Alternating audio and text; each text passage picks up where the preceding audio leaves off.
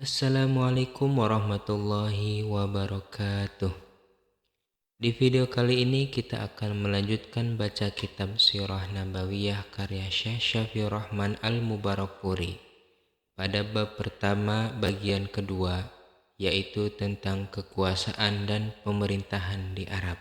Sejak munculnya dakwah Nabi Shallallahu Alaihi Wasallam, penguasa-penguasa di Jazirah Arab terbagi menjadi dua.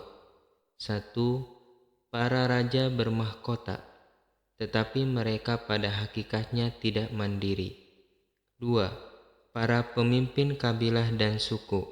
Mereka memiliki kekuasaan sebagaimana yang dimiliki oleh para penguasa bermahkota. Umumnya mereka merdeka penuh, bahkan mungkin ada yang punya pengawal layaknya raja bermahkota. Raja-raja bermahkota itu adalah raja-raja Yaman, raja-raja Syam atau keluarga Ghassan, raja-raja Hira. Selain mereka ini, para penguasa Jazirah Arab umumnya tanpa mahkota. Berikut ini paparan singkat tentang para raja dan pemimpin tersebut. Raja-raja Yaman. Suku-suku kuno yang dikenal di Yaman dari Arab Aribah adalah kaum Saba. Mereka bisa diketahui lewat penemuan fosil Ur 2-5 abad sebelum Masehi. Periodisasi kehidupan mereka bisa dipetakan sebagai berikut. Pertama, periode 1300 sampai 620 sebelum Masehi. Kekuasaan mereka pada masa ini dapat dilacak dengan adanya kerajaan Muiniyah. Kerajaan ini berdiri di wilayah bernama Jauf, sebuah dataran rendah antara Najran dan Hadramaut. Pada tahap berikutnya, dinasti ini kemudian berkembang, melakukan ekspansi, berkuasa dan melebarkan sayap hingga pengaruh politiknya memasuki wilayah Ula, Ma'an di bagian utara wilayah Hijaz. Ada yang mengatakan bahwa kekuasaan mereka sampai keluar Jazirah Arab. Perdagangan merupakan mata pencarian pokok mereka. Mereka membangun bendungan Ma'arib yang cukup dikenal dalam sejarah Yaman. Bendungan ini mampu meningkatkan hasil bumi mereka. Allah berfirman dalam surat Al-Furqan ayat 18 yang artinya, sampai mereka lupa mengingati engkau dan mereka adalah kaum yang binasa. Para raja mereka ketika itu mendapat gelar Ma'arib Saba. Ibu kotanya adalah Sirwah. Puing-puingnya bisa ditemui di suatu tempat bernama Khuraibah, 50 km barat laut kota Ma'arib dan 142 km timur Sana'a. Jumlah raja mereka yang pernah berkuasa diperkirakan antara 22 sampai 26 raja. Kedua, periode antara 620 sampai 115 sebelum Masehi. Kerajaan mereka di masa ini dikenal dengan sebutan Kerajaan Saba. Pada masa ini mereka telah menanggalkan gelar Ma'arib dan menggantinya dengan sebutan Raja Saba. Mereka menjadikan Ma'arib sebagai ibu kota menggantikan Sirwah. Puing-puing kota Ma'arib bisa ditemukan di sebuah situs purbakala berjarak 192 km di timur kota Sana'a. Ketiga, periode antara tahun 115 sebelum Masehi sampai 300 Masehi. Kerajaan yang terkenal saat itu adalah Kerajaan Himyariyah I. Karena kabilah Himyar mampu mengalahkan dan merdeka dari jajahan Kerajaan Saba. Para rajanya memiliki sebutan Muluk Saba dan Ziraidan. Para raja ini menjadikan Raidan sebagai ibu kota mereka menggantikan Ma'arib. Kota Raidan dikenal juga dengan sebutan Zafar. Puing-puing reruntuhan kota ini bisa ditemukan di sebuah bukit di dekat Yarim. Periode ini adalah masa keruntuhan mereka. Perdagangan mereka mengalami kerugian besar-besaran. Pertama, karena suku Anbat melakukan ekspansi hingga wilayah utara Hijaz.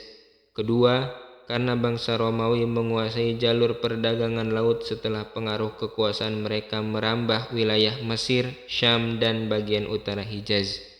Ketiga, karena pertikaian antar kabilah di tengah-tengah mereka. Itulah faktor-faktor yang menyebabkan keluarga Kahtan bercerai-berai dan melakukan eksodus ke negeri Syasiah. Keempat, masa antara tahun 300 Masehi hingga masuknya Islam di Yaman. Kerajaan yang terkenal pada masa itu adalah Kerajaan Himyar II. Para rajanya dikenal dengan sebutan Muluk Saba, Ziraidan, Hadramaut, dan Yamanat. Kerajaan ini mengalami banyak pertikaian, revolusi, dan perang saudara hingga mereka menjadi mangsa empuk bagi bangsa-bangsa lain dan terenggut kemerdekaannya. Pada masa ini bangsa Romawi mulai merangsek ke Aden. Berkat bantuan mereka lah orang-orang Habasyah berhasil menguasai Yaman untuk pertama kalinya pada 340 Masehi. Sementara kabilah Hamdan dan Himyar sibuk bertikai. Penjajahan terus berlangsung hingga tahun 378 Masehi. Baru kemudian Yaman memperoleh kemerdekaannya. Namun, ketenangan tidak berlangsung lama menyusul jebolnya bendungan Ma'arib yang mengakibatkan banjir besar. Musibah itu terjadi pada 450 Masehi atau 451 Masehi dan di dalam Al-Quran disebut sebagai Sailul Arim. Peristiwa besar ini menyebabkan kekuasaan runtuh dan rakyat bercerai-berai. Pada 523 Masehi, seorang panglima Yahudi bernama Zunuwas memimpin penyerangan terhadap penduduk Najran pengikut ajaran Al-Masih.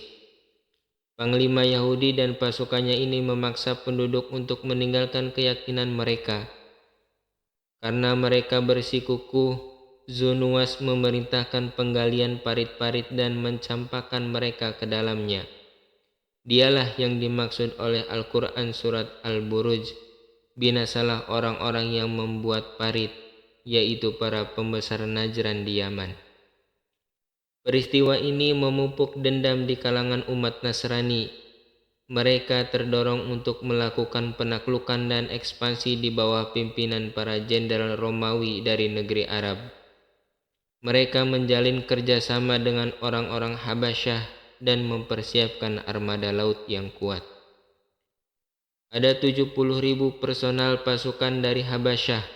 Mereka sukses menaklukkan Yaman untuk kedua kalinya di bawah pimpinan Aryat pada 525 Masehi.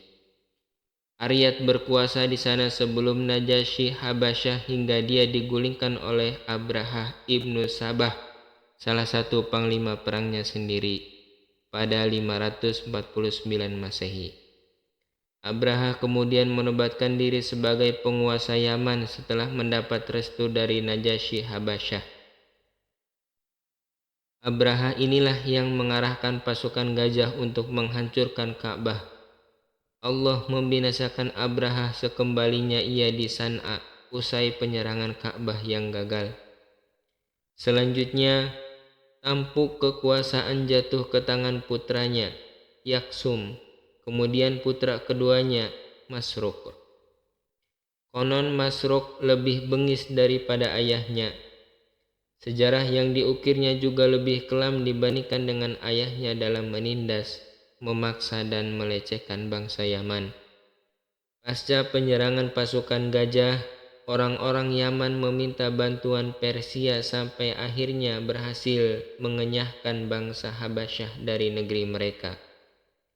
Mereka mendapatkan kemerdekaan pada 575 Masehi di bawah pimpinan Ma'di Karibu Saif ibnu Yazan al-Himyari. Rakyat Yaman kemudian mengangkatnya sebagai raja mereka. Ma'di Karibu menyisakan beberapa orang Habasyah yang ditugasi untuk membantunya dan menemaninya dalam perjalanan. Ternyata para pengawalnya itulah yang belakangan membunuhnya. Dengan terbunuhnya Ma'di Karibu, berakhir pula monarki keluarga Ziyazan. Yaman jatuh menjadi wilayah jajahan Persia dan dipimpin oleh gubernur-gubernur Persia silih berganti. Yang pertama yang memimpin di sana adalah Wahraz, kemudian Mirzaban putra Wahraz, kemudian Tainjan putra Mirzaban, disusul Khasro putra Tainjan, dan terakhir Bazan. Bazan masuk Islam pada tahun 628 Masehi. Dengan keislamannya berakhirlah pengaruh Persia atas Yaman.